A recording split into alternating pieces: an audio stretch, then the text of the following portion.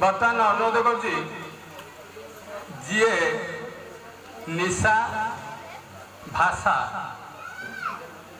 एवं अंधविश्वास एवं ये दया नदी में पानी केमती बहब थ्रो आंदोलन कर भाई मोर ये कथा शुणला निजे मुझे ना कहबी छिड़ा हेले ना कह ये आस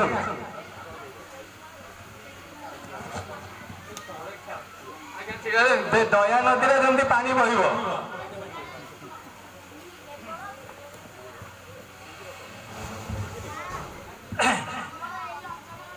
आज गोदासाही सरकारी प्राथमिक स्कूल अवसर प्राप्त प्रधान शिक्षक श्रीयुक्त गोपाल महापात्र आउ